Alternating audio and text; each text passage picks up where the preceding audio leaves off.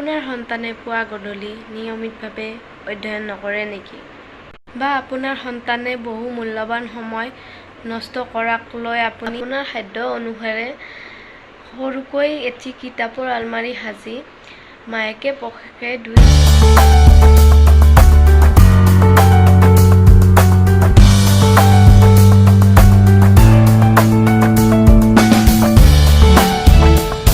Hello' guys, কি খবৰ? আশা কৰোঁ সকলোৰে ভালে। নিশ্চয় মোৰ আছামিজ চেনেললৈ আপোনালোক সকলোকে পুনৰবাৰ স্বাগতম জনালোঁ।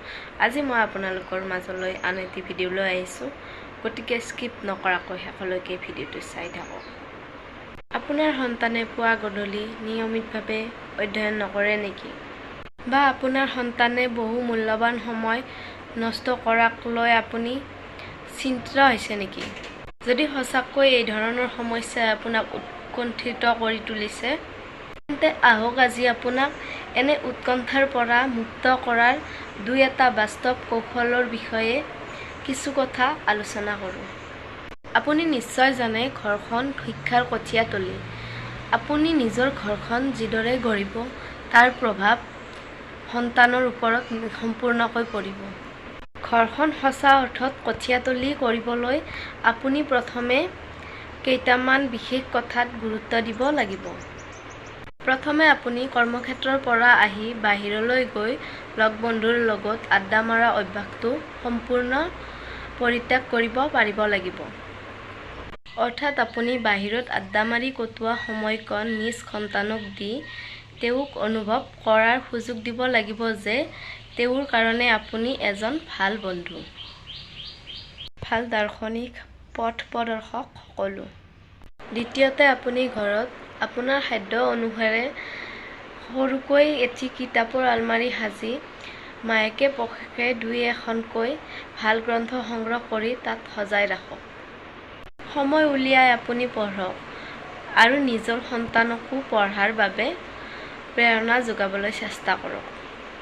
চৌকেছ এটা কিনি অযথা টকা খৰচ কৰা বহু অভিভাৱকৰ আকৌ কিতাপৰ আলমাৰি এটা সাজিবলৈ ধনৰ অভাৱ হয়। মই ভাবোঁ এয়া এক অজুহাত। অভাৱ ধনৰ নহয়, মনৰে। বেছি নোৱাৰিলেও এখন মাহেকীয়া বা পষেকীয়া আলোচনী নিয়মিতভাৱে ঘৰলৈ অনাৰ ব্যৱস্থা কৰক। গধূলি সন্তানক পঢ়িব দি আপুনি দূৰদৰ্শনত ধাৰাবাহিক চোৱাৰ পৰিৱৰ্তে সেই আলোচনীখন পঢ়াৰ অভ্যাস কৰক। দেখিব, আপোনাৰ হাতত যেতিয়া কিতাপ দেখিব, তেতিয়া ক'ব নোৱাৰাকৈ আপোনাৰ সন্তানেও এক বিশেষ ধৰণৰ প্ৰেৰণা লাভ কৰিব, যিয়ে তেওঁক অধ্যয়নৰ প্ৰতি গুৰুত্ব বঢ়াব। ঘৰলৈ অহা আলহী অতিথিবোৰক যিমান পাৰি কম সময়তে আপ্যায়ন কৰি বিদায় দিয়াৰ ব্যৱস্থা কৰক। ঘৰলৈ ৰাতি থকাকৈ আলহী আহিলে ল'ৰা-ছোৱালীৰ পঢ়া-শুনাত যথেষ্ট ক্ষতি হয়। সেইবাবে আলহীৰ ঘৰলৈ সঘনে অহা-যোৱা পাৰ্যমানে কমাই দিয়া ভাল। ল'ৰা-ছোৱালীৰ আগত কেতিয়াও টকা-পইচাৰ কথাবোৰ পাতিব নালাগে। আপুনি কিমান টকা উপাৰ্জন কৰে আৰু কিমান টকা জমা কৰে আদি কথাবোৰ সন্তানক জনাব নালাগে। টকা থাকিলে বুলিয়ে যিকোনো বস্তু সন্তানে বিচাৰিলে নিদিব। কিবা এটা আনি দিয়াৰ আগতে বস্তুটোৰ প্ৰয়োজন কিমান সেয়া প্ৰথমে জানি ল'ব। সন্তানৰ আগত কেতিয়াও পৰচৰ্চা নকৰিব।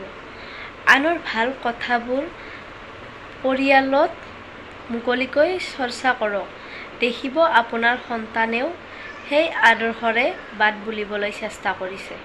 নিজৰ সন্তানক সকলো কথা মৰমেৰে বুজাওক, দাবী-ধমকিৰে নহয়। শেষত আপুনি সন্তানৰ মনত সদায় হিৰ' হৈ থাকিবলৈ চেষ্টা কৰক। দেখিব, আপুনি নভবাকৈ আপোনাৰ সন্তানে সঠিক পথেৰে আগুৱাইছে। সন্তানক সলনি কৰাৰ আগত নিজক সলাবলৈ চেষ্টা কৰক। কাৰণ জ্ঞানীজনে কয়, লাইক ফাদাৰ, লাইক চন। ভিডিঅ'টো ইয়াতে সামৰণি মাৰিলোঁ। ভিডিঅ'টো চাই কেনেকুৱা পালে কমেণ্টত জনাব। ভাল হ'লেও জনাব, বেয়া হ'লেও জনাব। আৰু ভিডিঅ'টো চাই যদি অলপ হ'লেও ভাল পালে লাইক কৰিব, শ্বেয়াৰ কৰিব আৰু যোনে যোনে মোৰ চেনেলটো ছাবস্ক্ৰাইব কৰা নাই ছাবস্ক্ৰাইব কৰি দিব। এতিয়া বাই।